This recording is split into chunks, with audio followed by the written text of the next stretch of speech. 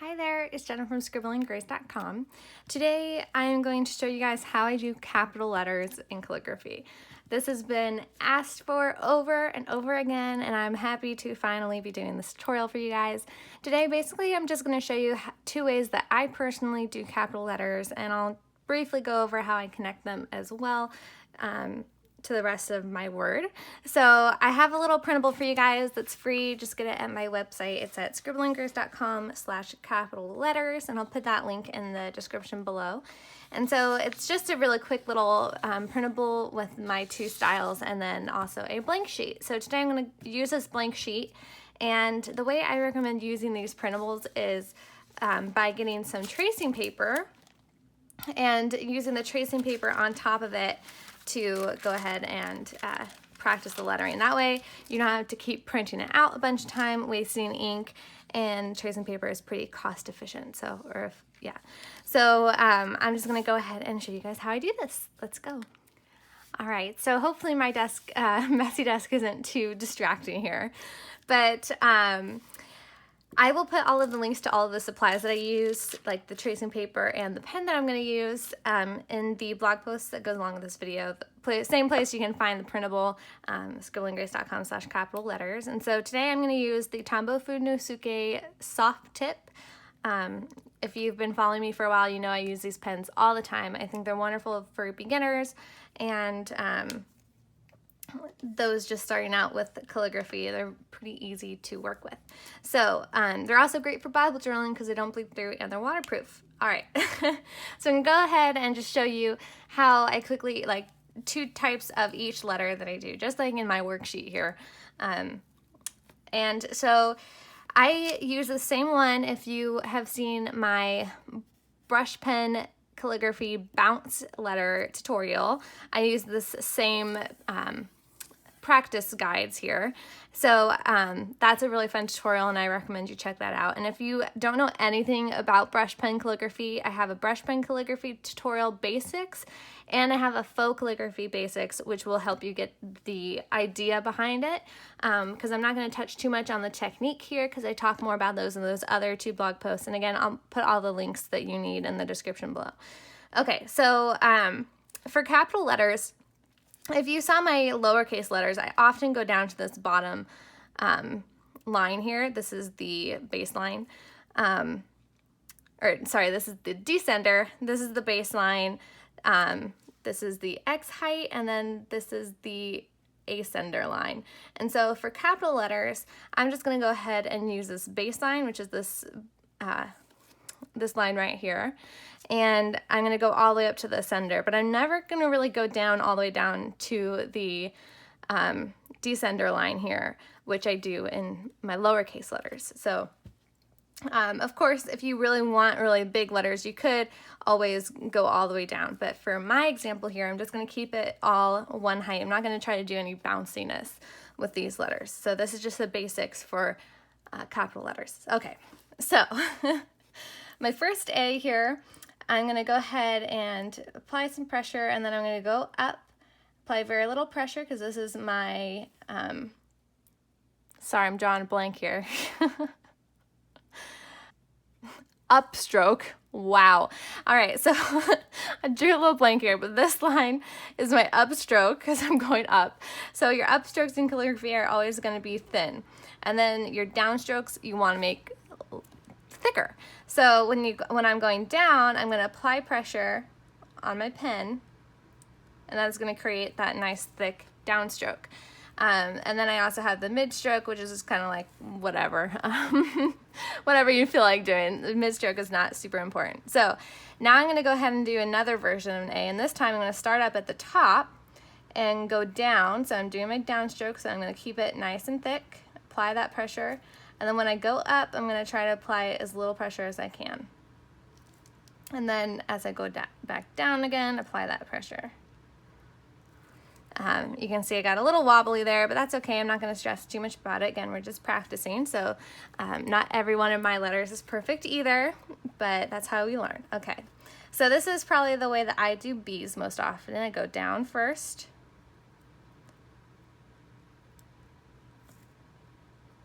And I just keep it really simple, and then I will usually do a little loop to connect it to whatever rest of the word is. One thing about capital letters is that you really don't need to connect them. So a lot of the time I don't connect my capital letters. I think I get a lot of questions on how to connect capital letters and if you have to, and no, you don't have to. Lettering is all about you, and it's an artistic thing. So if you don't want to connect it, don't connect it. There's no rules. All right, so now I'm going to move on to my C's here. Again, these are the same shapes as in the worksheet that I have for you guys. And I just thought I'd show you really quickly how to do them if you're a little confused. So again, when I'm going down, I apply pressure, and when I go up, I release that pressure. There's not too many ways to vary up C's, but you could add a little loop like I just did. For a D, a lot of people like to add flourishes. Again, there's so many different ways that you can make letters. This is just 2 examples out of hundreds. So I encourage you to be creative with it and do what you feel. Here I'm just kind of adding a little bit of a flourish. Flourish is basically when you add like loops or little extra things. So like here I just added a little bit of a loop. Make it a little fancier. Okay, so now I'm going to go ahead and do this type of E.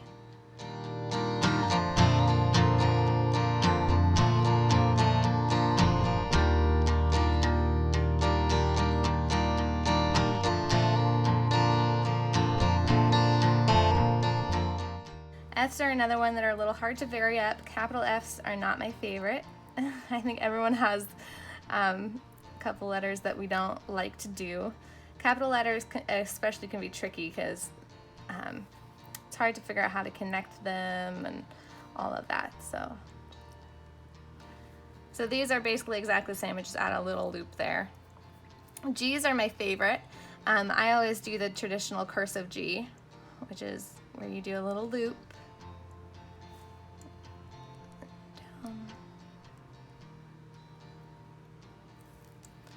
And then you could also just do a really basic G as well. And this one you don't have to connect, obviously. This one would work better for connecting words, but if you want to do a more creative style, you could definitely just do something like that. All right.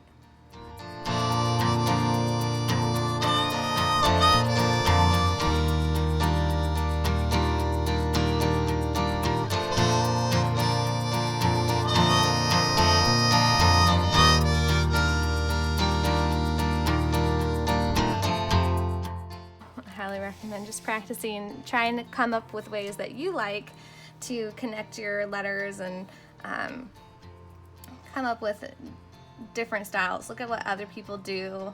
Is really how I learned a lot on Instagram or watching lettering videos. It's always fun to see what other people do, and that's how I have learned different ways to write my letters. So this here is an I.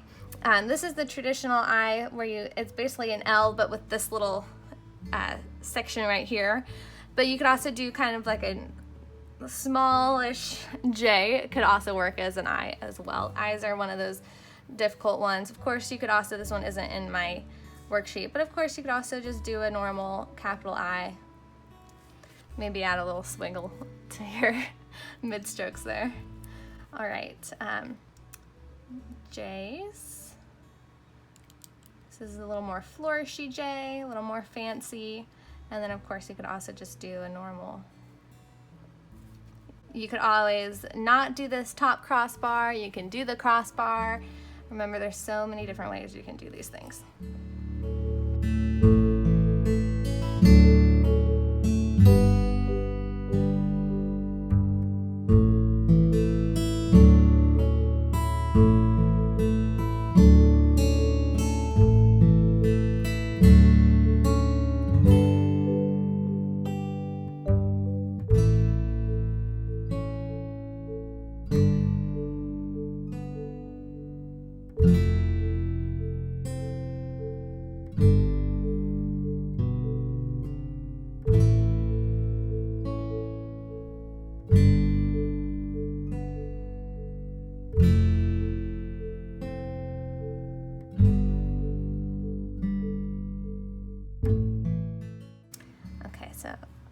Endings are a little hard to switch up as well.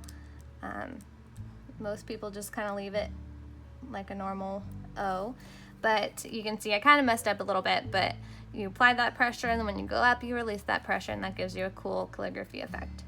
So here I'll just add a loop at the top. So I'm applying pressure for the downstroke, releasing that pressure, adding that loop. Okay, so for my P here, P's are another one that people struggle with. I just keep them really nice and simple, but you could also make it a little fancier by adding loops. You could always just leave it there, or you could always add the little hoop to connect it to the rest of your word. Okay, so then for Q's here, you can either do a traditional Q,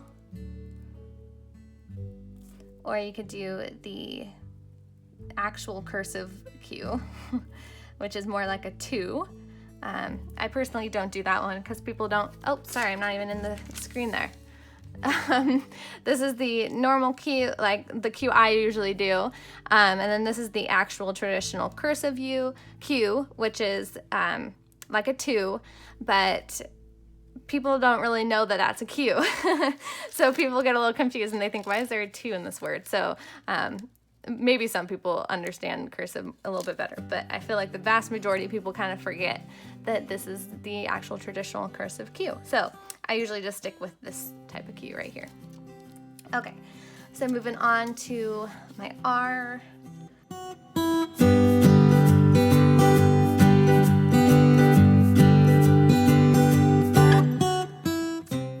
For my S's, I vary these up a lot, but I like to do kind of a fun, funky, curly S, or you could always do a more traditional S here.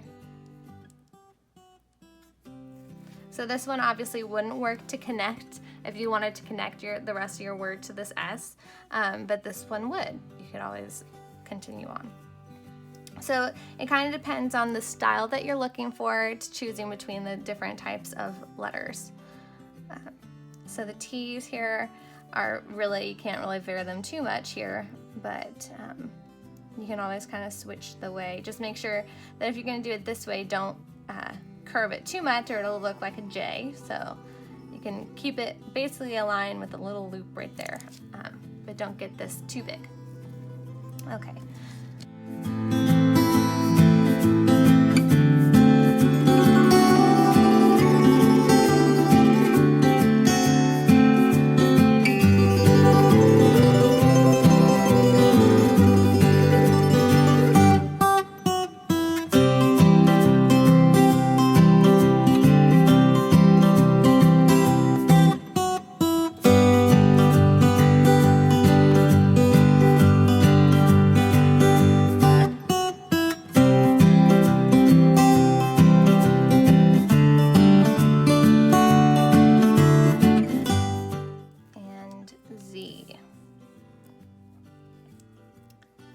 So the traditional cursive Z is like a little,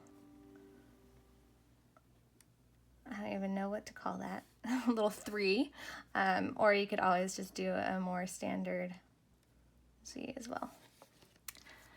Okay, so those are the ways that I write my capital letters, and I'll go ahead and show you a couple ways that you can make full words out of these. So let's go ahead and we're just going to keep everything again right here on this baseline. And so I have the ascender, the X height, the baseline, and the descender line. So today I'm not going to use this descender line because I only use this when I'm doing bounce lettering.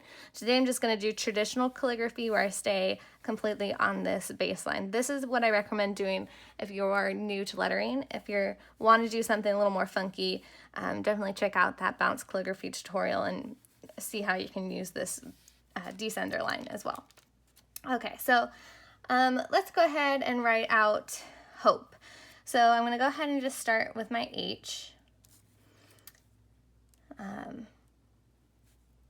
Just like I did before.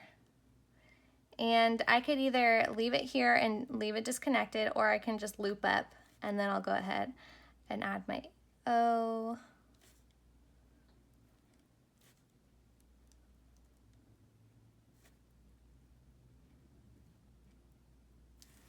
All right, my lettering's a little bit wobbly, but you get the idea.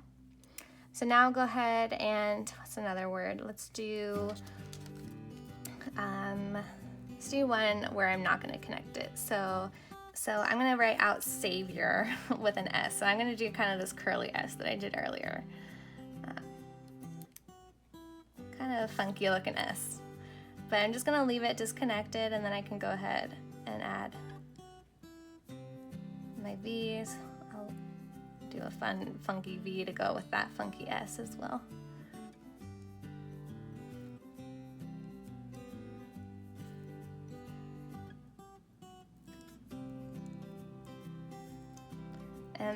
And because my V ends up being right above that I, it kind of looks like the I dot anyway, so I'm just gonna leave that. So that kind of ended up being a little funky and a little fun, so that's the one way to do that. And let's do one more word. Let's go ahead and just write out God, because I love that G, so we'll go ahead and do this.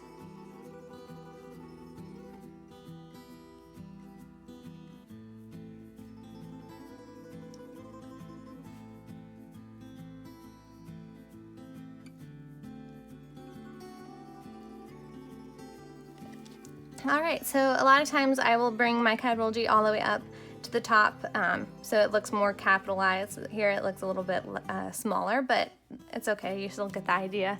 So yeah, so I hope that you enjoyed this tutorial and that you found it helpful. Go ahead and download this free printable guidelines for you guys, and I'll put all those links in the description below, as well as all the links to buy all of the supplies that I used with my affiliate links. And so, all right, have a good day. God bless.